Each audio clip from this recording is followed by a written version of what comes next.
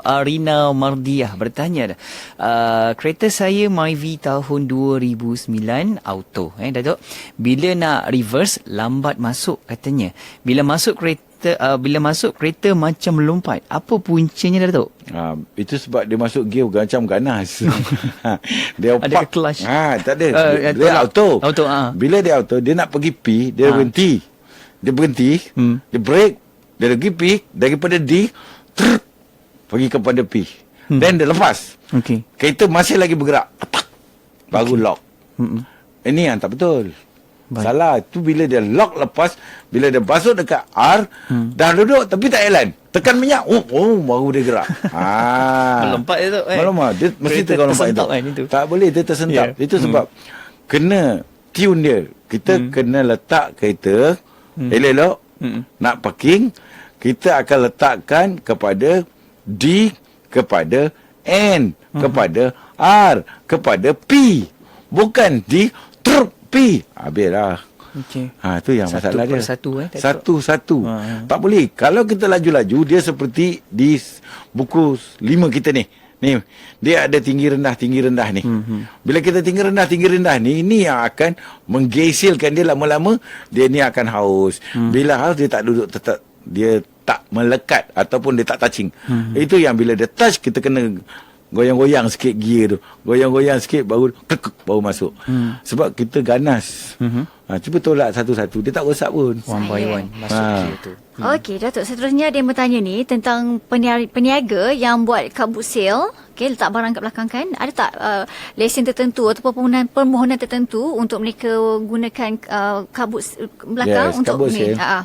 Ada tak? Sebab dia kata ramai kena tahan pada barang tak banyak sangat pun. Tak ada. Kabut sale ni kena faham. Bukan pergi beli dekat Syafiq punya atau pergi beli dekat Siti, masuk dalam kereta saya pergi jual. Itu barang bukan saya punya, Siti dengan Syafiq punya. Mana boleh berniaga? Tak boleh. Barang kereta sendiri, mana boleh bawa barang-barang untuk jualan? Kalau barang tu saya punya, kasut saya punya, baju saya punya, seluar saya punya, ada banyak lebih, dan pergi park dekat pasar malam, dekat mana-mana buka bonet, jual. Barang-barang tu barang saya nak jual. Itulah nama dia kabut sale. Kabut sale.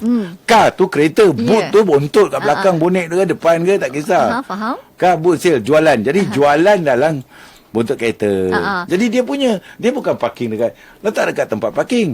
Jadi memanglah kita takkan kacau sebab hak dia.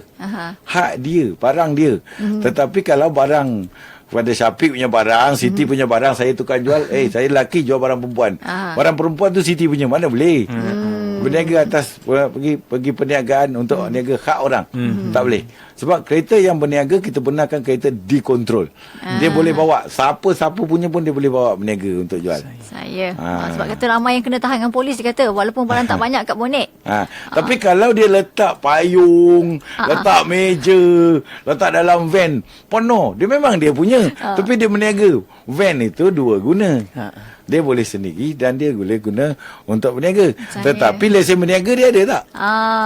Agaknya yang kena tahan sebab tak lesen kot. Ada tak dia punya? Kalau nak paling mudah, lesenkan kenderaan tersebut sebagai kenderaan perdagangan. Jadi kenderaan ada dua. Kenderaan persendirian, kenderaan perdagangan. Dalam kenderaan perdagangan ada dua. Kenderaan perdagangan barang-barang, kenderaan perdagangan orang.